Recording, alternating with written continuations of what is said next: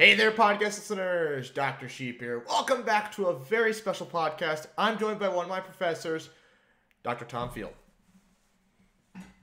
Hey, how's it going? All right. Roll the intro. Wouldn't you like to get away? It's Friday. Gotta get down on Friday. And they're always glad you came. So, Tom, why don't you start off today by telling everybody who exactly you are? Because, I mean, I've talked about you a few times, but never exactly in depth. Okay, well, my world is consumed by helping people pursue an entrepreneurial mindset, to grow ventures, creative ideas, companies, nonprofits, all kinds of things. And so my official title, if anybody cares about that, which most people don't, I'm the director of the Engler Agribusiness Entrepreneurship Program at the University of Nebraska-Lincoln. I hold an endowed chair in agribusiness entrepreneurship. All that means is I've been around for a long time, know a lot of people, done a lot of stuff. But my role at UNL is literally to help people pursue their purpose through entrepreneurship. And that's what we try to do every single day. And we find there's a ton of value in handing over the ability to write the script for your own life to people, and that they find a lot of value in that. So how'd you come across being in such a unique job position? I mean, it's not every day that you have somebody teaching entrepreneurship. Well, so I suppose it's a long and very convoluted path. We got I grew up 45 in a very minutes, entrepreneurial family, so that's where it all starts. It goes back all of my grandparents, my parents, all pretty entrepreneurial. Some very entrepreneurial aunts and uncles, and I think that had a huge role in sort of developing my perspective for things. The Engler program really is a tribute to the vision of Paul Engler, a native Nebraskan who created an extraordinary company in Texas, and over time, as the success of that company grew, he started a foundation, and eventually, as part of that foundation work, decided to give money back to the university. And so by endowing the program, by creating a really significant gift, Paul just laid the framework around which we could work. I was not actually looking for a new position when I was approached by this by the University of Nebraska, and it was an interesting process because not only did I have to really interview with the university, I also needed to make sure that I could be aligned with and represent Paul in the right way. And so I've worked with. I probably am one of those people who would be described as a terrier with a can of tennis balls. I've done lots of different things. I usually have 3 or 4 things going at once. I've had success in business, had success in academia. I've also had failure in all those things, which is probably equally important. And I really like working with undergraduate students. And so when this thing came along, it was a chance to build something. That was a big deal, chance to work with undergraduates, to try to make a difference in the world and to leverage not only what I knew, but more importantly, this big network I've accumulated over the years to help people out. So it's been a great 8 years, and enjoyed every second of it. Now, are these, everything you're telling me, this isn't rehearsed, is it? You're not reading a script there. Nope, that's just me. I also have a background in radio and TV. Just I don't know if you knew that, but I did not. I've done a fair bit of work in both those arenas, and so I've spent a lot of time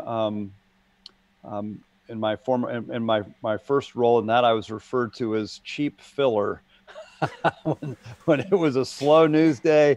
put him on. He can, and we'll just let him ramble. So, What exactly did you do? I've never heard of this, and I don't know if a lot of people actually have.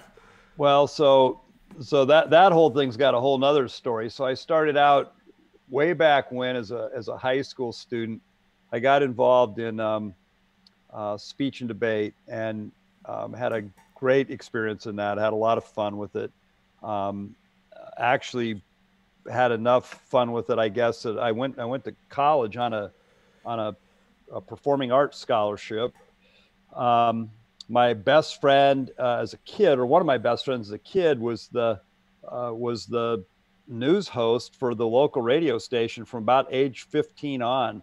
And so I used to go in and hang out with Dan at KGUC in Gunnison, Colorado, and it'd get boring. And so he would just say, "Hey, we're gonna have a little chat." And so I became the color guy for the for that, and we just had a blast. And then I've wandered off into a lot of that sort of media space just through what I've done professionally. And then when I worked for a national trade association, we had a weekly TV show, and part of my role was to be involved in that. So anyway,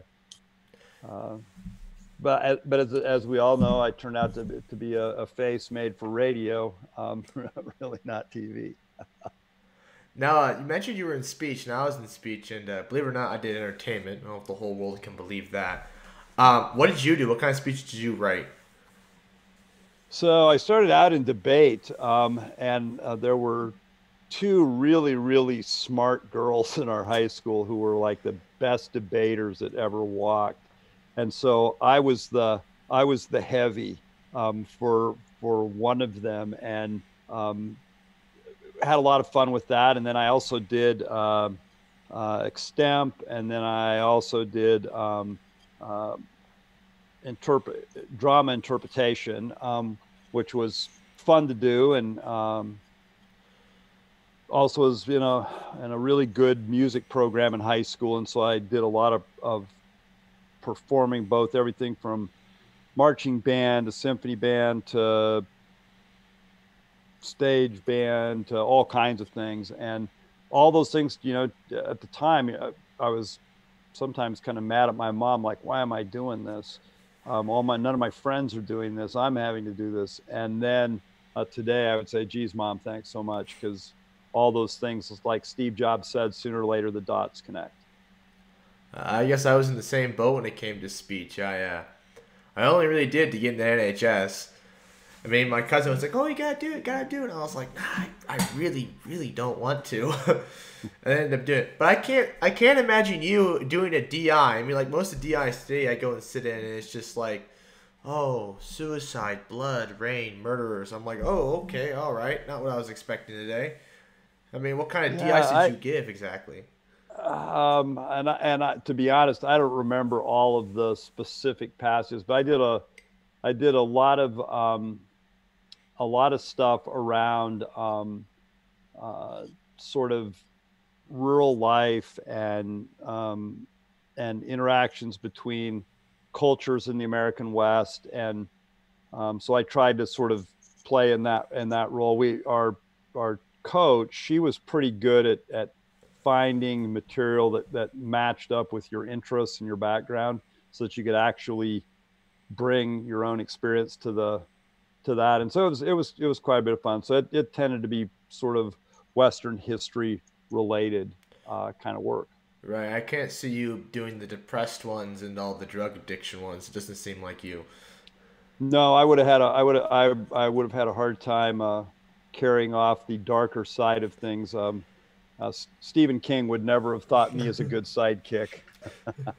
maybe a good guy to go drink a beer with to cheer him up. But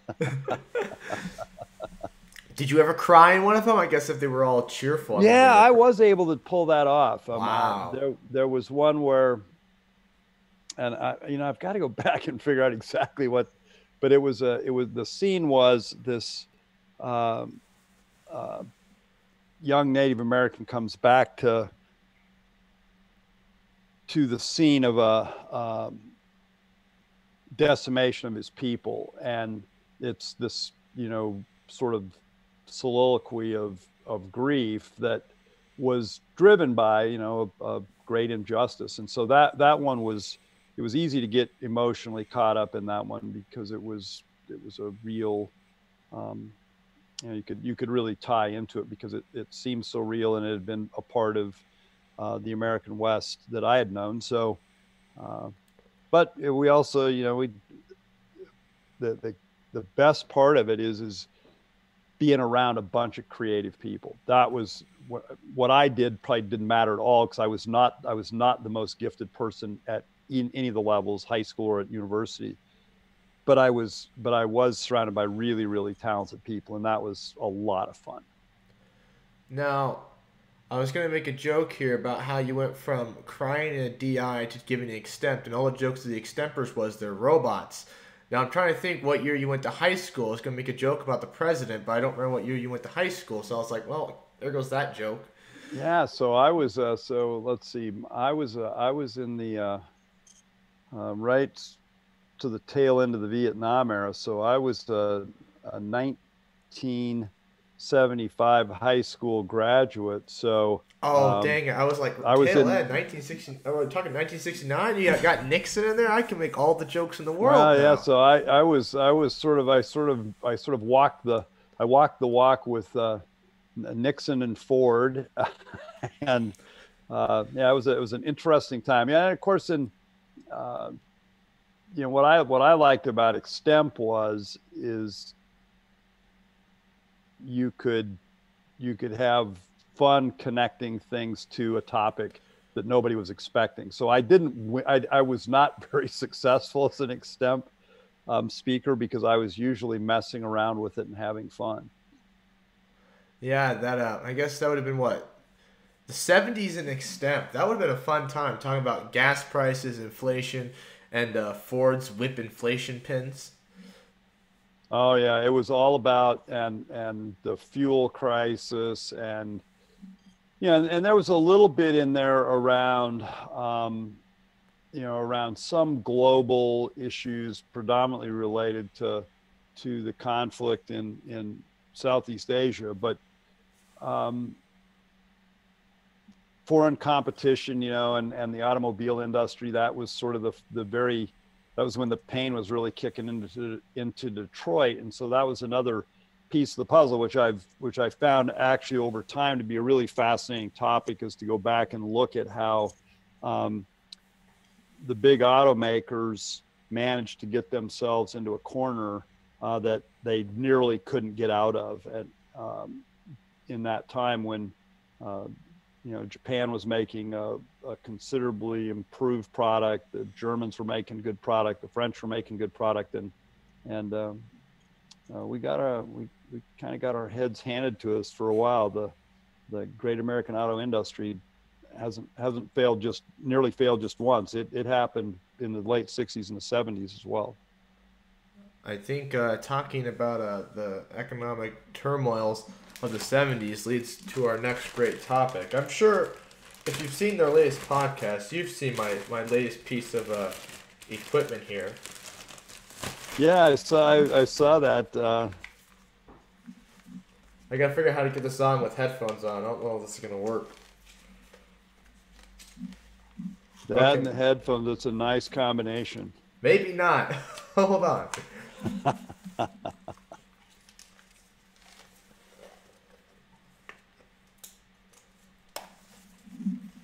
One of the greatest investments I've ever made, I gotta tell you what. Alright, new segment time.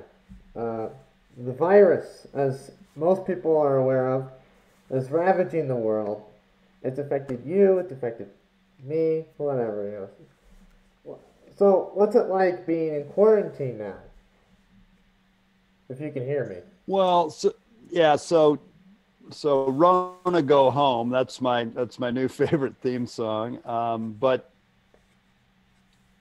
I grew up in a really rural place, and I spent a lot of time in what was social distancing before it was known as social distancing, just because there were no people around. You social distance before so it was this cool. is actually not terribly emotion. It has no.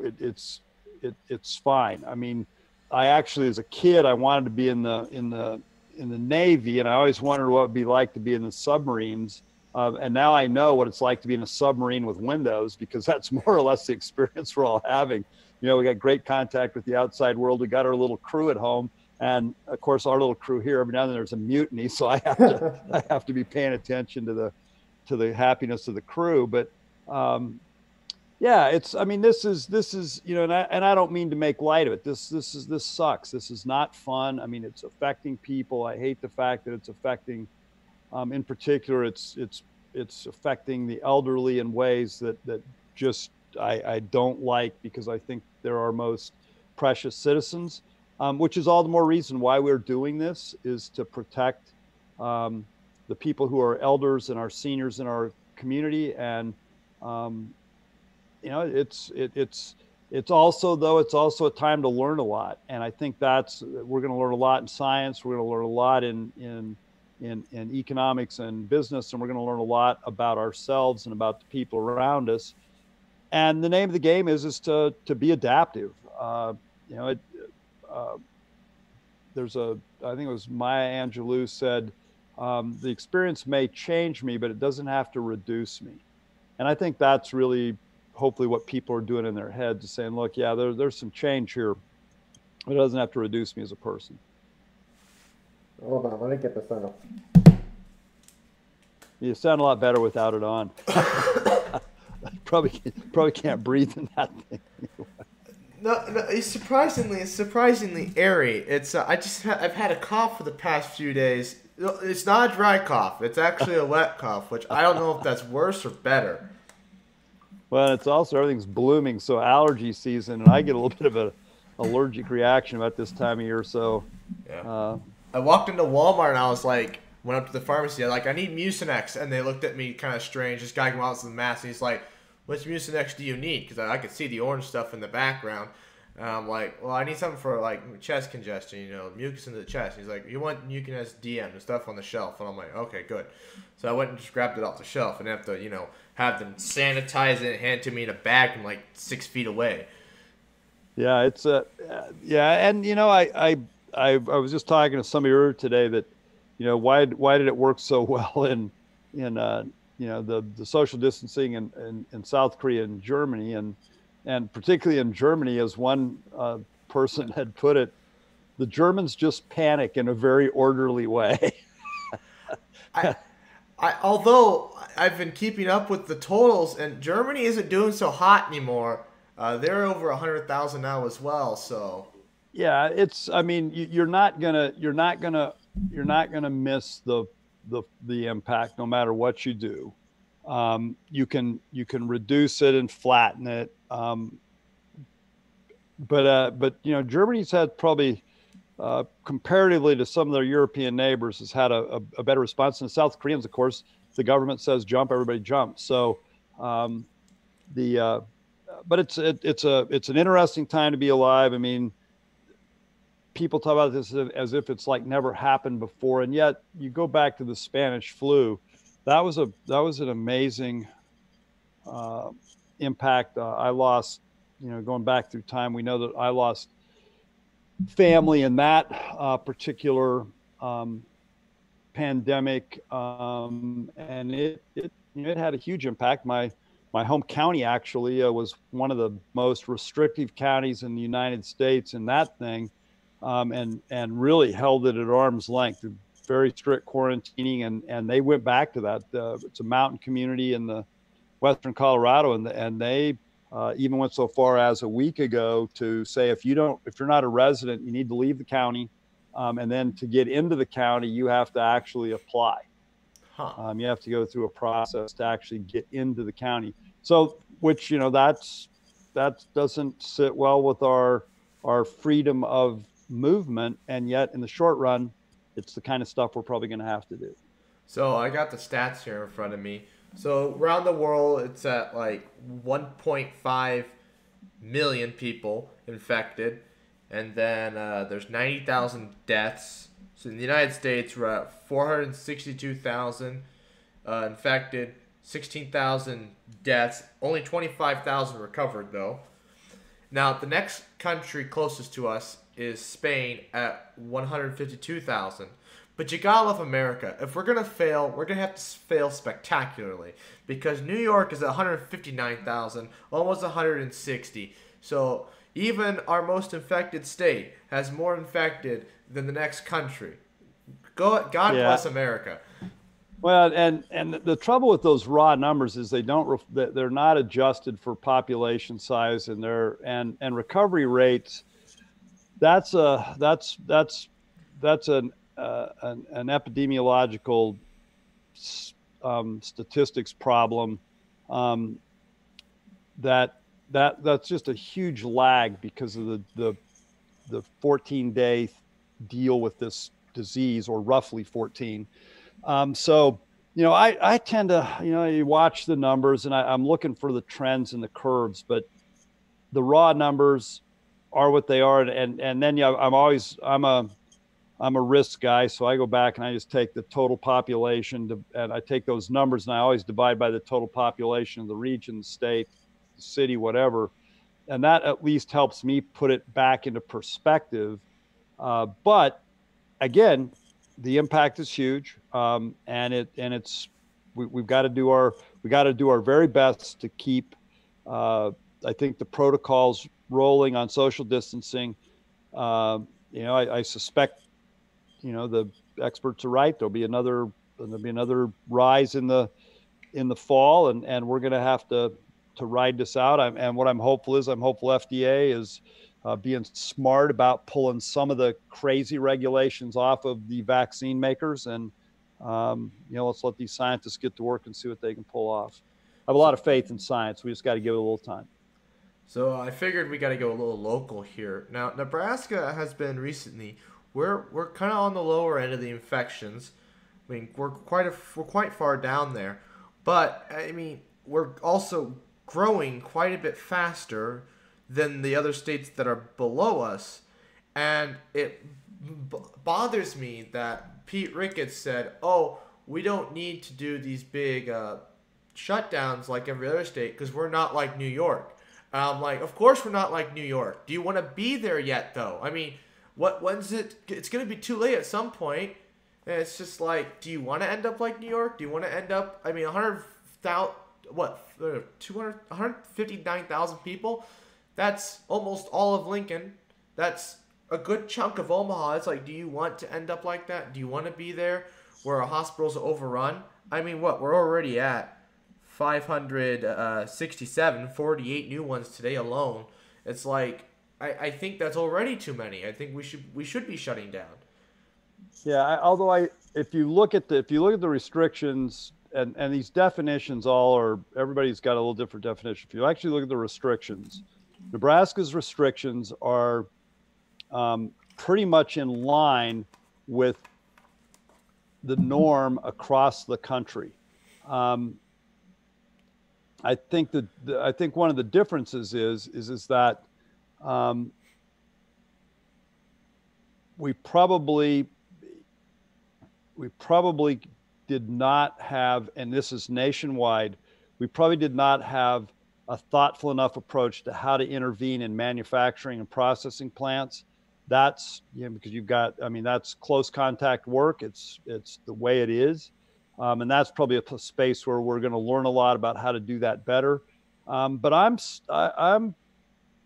not panicked about where we're at. I'm not panicked about the numbers. I think, but I think, look, if you're going to go out and spend, you're going to go out on a Saturday and get 20 of your friends together and play volleyball. Bad idea today, because you got too many people. You got a common thing that everybody's touching, and those are the things that we just need to be smart about. By the same token, we've got to keep thinking about how we're going to keep the economy healthy and get back to work. Will we get back to normal? I don't know. I mean, I don't know what normal is, but have we ever known what normal was? When I was a kid, normal was a phone hooked to a wall. When I was a kid, we wouldn't have been doing this, right? I mean, Right. maybe we would have been on the phone and there would have been all kinds of static in the background and you might have been able to get me over the radio waves. But so, and we've got to be thoughtful and adaptable. We got to make the trade-offs. But this is an opportunity for all of us individually to do what we can do. And that's the first responsibility of citizenship. So if we buy into the Greek notion of what it means to be a citizen, follow the rules, take care of people, defer instant gratification for a while. But I do believe we're going to have there's good stuff in the future. It will be different stuff, but there's good stuff. So one last question on this: how are your kids and your wife taking this? I mean, you can do most of your work from home, but I don't know about her and your kids. I mean, they're not that far from school so anyways. we're able to pretty much do it from here. I mean, we are in what we call the forced homeschool program.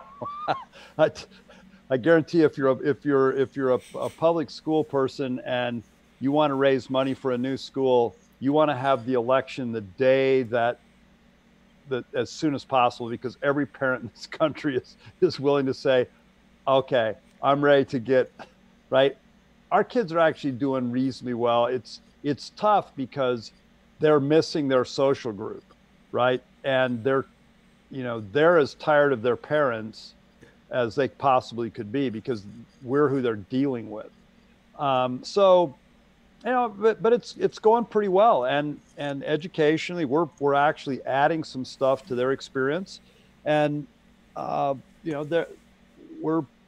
being really cognizant about listening to their concerns when they have them, but we still have high expectations. We want them to do their work. We've had a lot of fun too, and I've played more board games and card games in the last 3 weeks. And that's been a good thing. We've gotten to spend some really quality and good time with our kids. I've got nobody here. The only time I see people is Monday and Friday when I go to work, and then every other Saturday and Sunday when I go to work. And then on Saturdays when I go and record the video. That's my only human contact, other than sending a few Snapchats here and there. Yeah, I mean, and I do. I mean, I'm feeling sort of at times like I would like to be back with my cohort and my friends and students and being more face to face. But I've done two things. I would encourage people to actually do this: is go study Jim Stockdale, the guy that was held in for almost 8 years in a prison in Vietnam as a prisoner of war. Read Tom Sutherland's experience in Beirut when he was held captive by Hezbollah.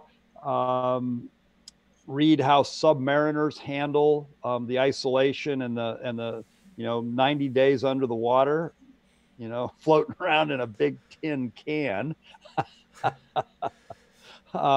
And I just study those people. I'm like, okay, how do they do it? And a lot of it's routine. I try to keep my days more or less the same. Keep your sleep pattern the same. Eat right, exercise, and find some humor. I have discovered all kinds of YouTube comedians who are socially acceptable. If you need just a great one, Jeannie Robertson, she's about as funny as they come. And get a little humor in your life and do some reading.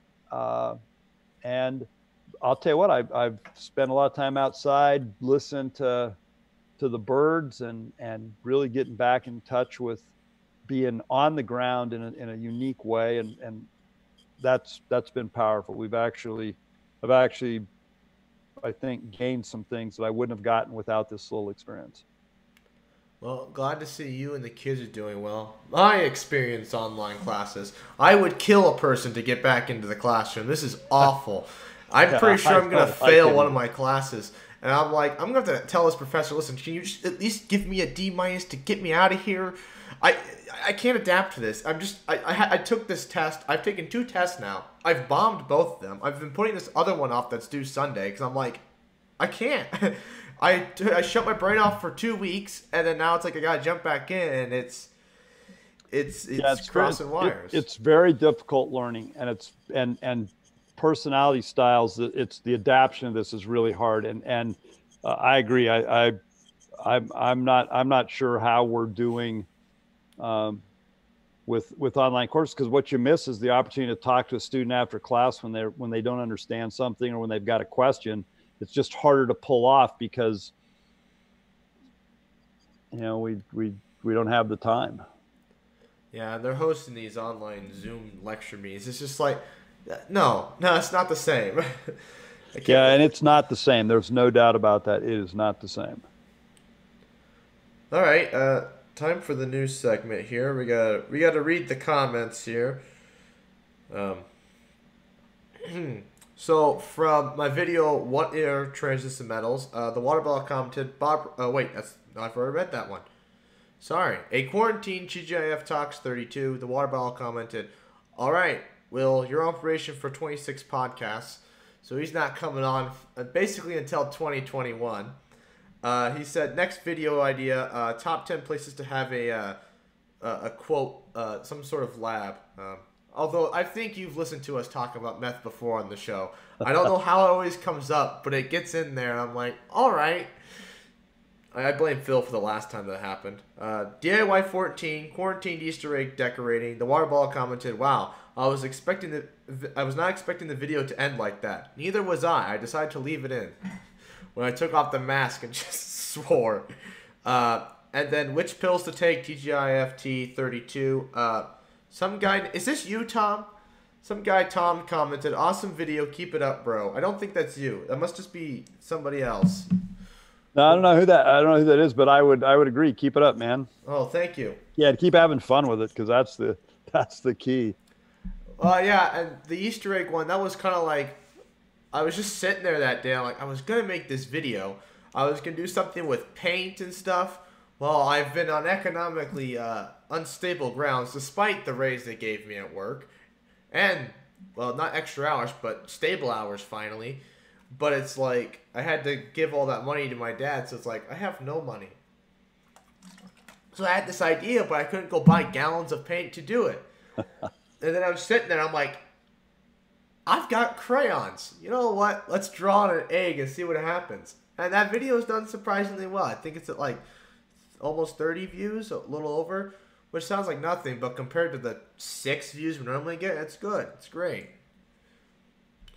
Anyways, so I guess you've read what I asked you in here. How do you think I could improve this? I mean, that egg one, I literally made it the day before, and it was up the next morning.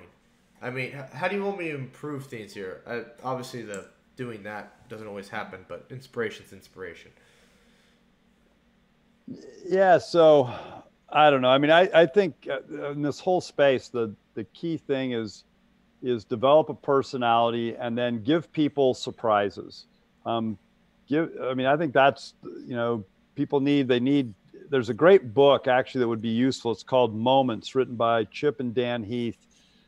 And there's several things that create great transformative moments in a person's life. There are moments of elevation where you sort of get this moment of inspiration.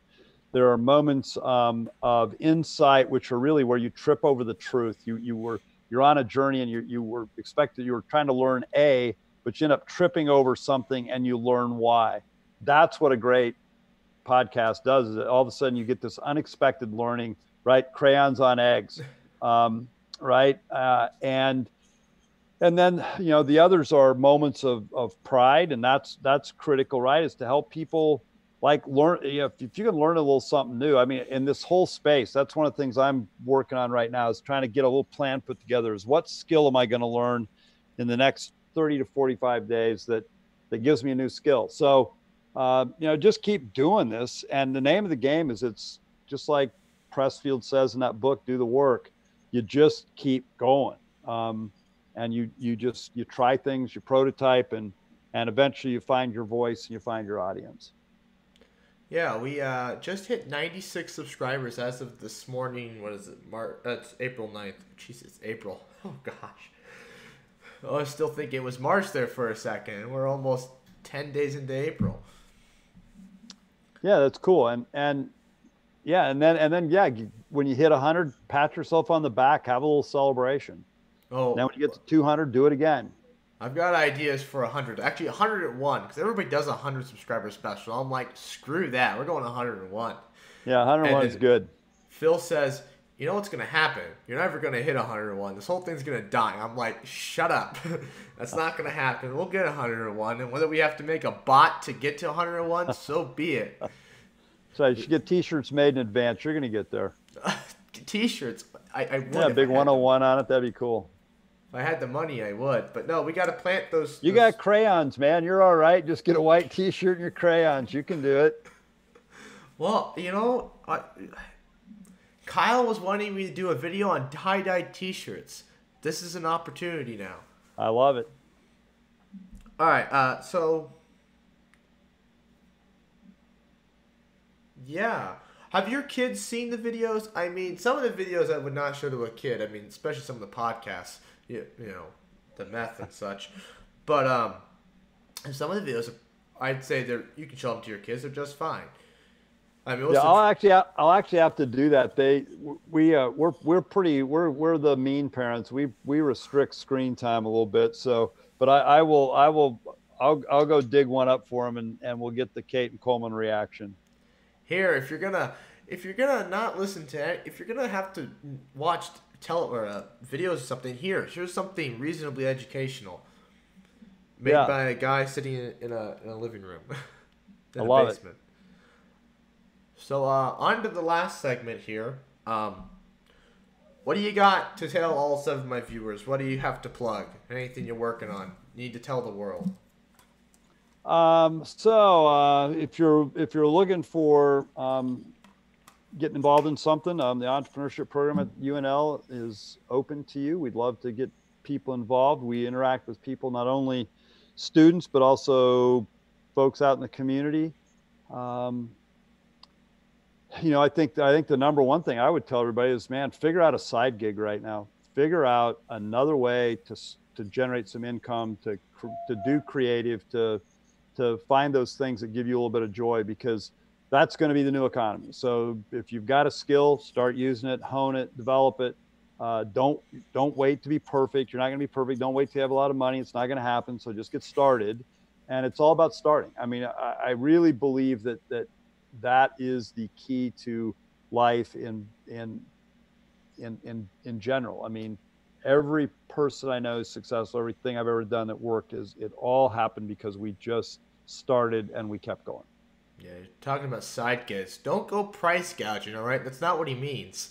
No, that's not what I mean at all. I mean, like figure out that way to create value out in the world, and it's amazing. I mean, I've got I've seen all kinds of people working on all kinds of neat stuff, and it's an opportunity. Find people to serve, and good things happen. Yeah, of all the people that are seeing this, because Tom is, how should I say this, can get more bodies than I can. For the people that join just for Tom, we're always looking for sponsors. We're only at 96, but you know what? 7 of those 96 people do watch. And let me tell you this, those extra 7 people could be valuable to your business. This is my best sales pitch I've ever given. I've even sold a baby before, so that's a whole story. That's for a whole nother episode. It wasn't a real baby, it was a doll. I don't remember if he said it was a doll or a baby. And I asked him, like, well, is this a doll or a baby? He's like, run with it. I'm like, oh boy, all right, if you really want to go with this. It was a mock interview at school my senior year. Oh man, that was an interesting interview. This is the Baby Nader 9000 with realistic crying or something. I don't remember what I said, but they said it's probably one of the best baby salesmen they've ever seen. And actually, it always surprised me. I watched all kinds of people try and sell the baby, and it was hard to watch them. And I was just like, geez. And then they also even told me like, I don't remember where I learned this, but the pen salesman, how you need to sell a pen, and you need to and maybe it was when I got hired for my job. They told me, well, if you had to sell a pen, how would you sell a pen? And they're like, here's how you sell a pen. You go and talk about how it benefits them. Not talking about the features. Don't make stuff up. I mean, you can. It's just not a great idea because, make something about this pen being the best in the world, and it's just some off-brand Chinese pen that doesn't work half right. You need something right. But, I don't know. Usually we have something, usually this last segment's pretty filler anyways because it's like, well, geez. Either this last segment drags on forever or it's super short. And sometimes it happens where it's 6 minutes of me trying to get everybody under control. If you've seen podcast 31, where I was being beaten with a yardstick and I had to just, you're gonna have to get security. You're gonna have to have a little security on the set in the future, man. Well, Will is kind of on probation for the next 26 podcasts. And I don't have to worry about him breaking a podcast. I just have to worry about him just destroying everything else. But he's a decent cameraman. He's better than Phil or Kyle, I'll tell you that much. And I can say this because I know damn well they're not going to watch all the way this through. And if they are, that's the first time they've ever done that. Only like 3 people make it this far in the podcast, so I know every single one of them. So. Now, would you say this podcast is approved for Tiffany to come on? I really want Tiffany, so I can work my way up through the chain of command. You've heard my plan. Yeah, you ought to just call her up, and I'll bet she'll do it. I need to get her. I have her email on a business card. I just need to write it up. But obviously, my biggest guest of all time. I mean, like, geez, I gotta and hopefully she can get more bodies, and I can get Ronnie Green on here. Well, yeah, you get Tiffany. She's a rock star. I mean, I'm like the JV, and then get Tiffany. She's varsity. Then get Ronnie. He's the power broker. You'll be rocking and rolling. Oh man. Oh, just can you imagine? It's like, oh, you've heard about this podcast, right? Yeah, he just has administrators from UNL on all the time. Well, what kind of podcast is that?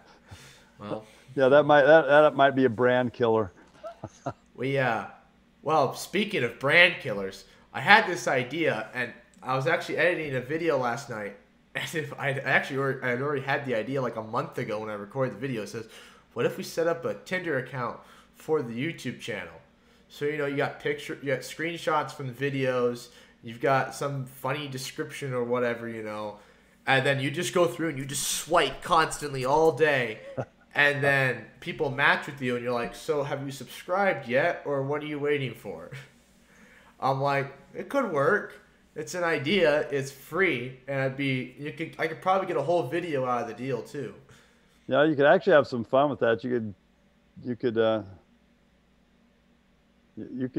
could do some really funny stuff with that. I'd go back and watch some David Letterman from the days of old. That he would have man in the street stuff. He would have had a blast with that. Well, speaking of having people on the street, we didn't do it like to the full extent we wanted to. But I think was it the last vlog? No, it was the vlog before the last one.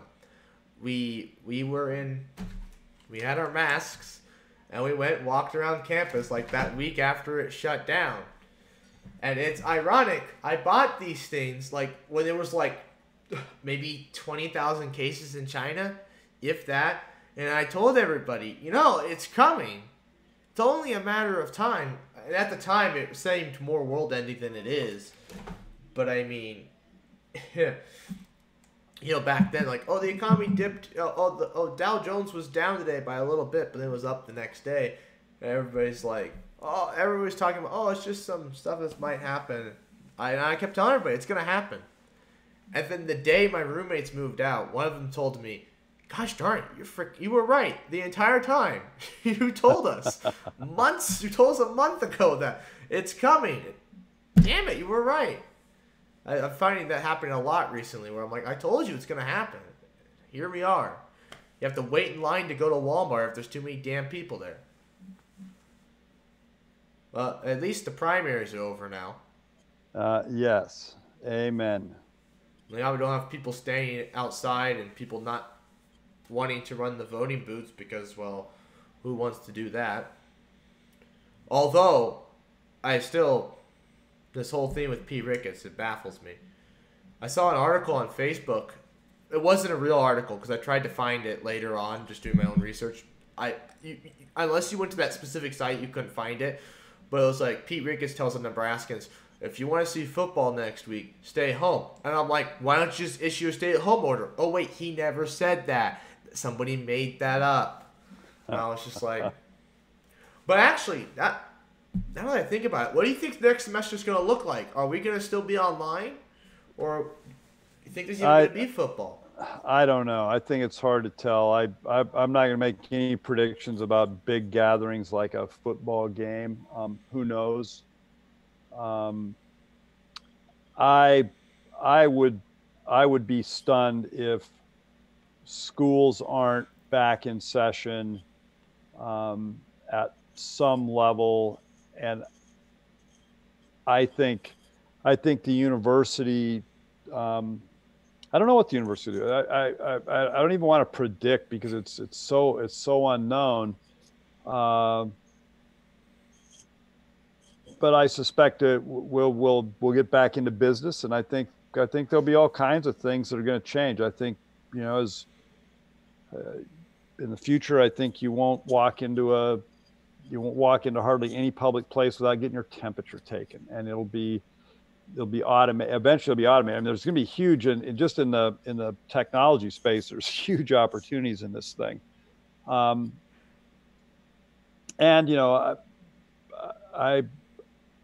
I guess I'm still a believer that we're going to find a way to get people back together because it's in the long run the pain to society with extended social distancing.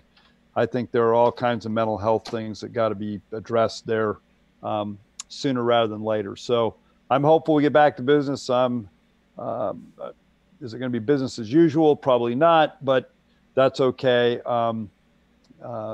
New experience, new learning, right? Right. Yeah. This is definitely one experience, and it's all kind of ironic when you begin to think about it. It's like, Trump disbanded the pandemic force, saying, "Oh, we can get it back anytime." Year later, oh, look at that, we're in a pandemic. It's just, well, I told you. A lot of people can say, "Well, we told you so. We told you it was going to happen." I just can't believe it happened the way it did.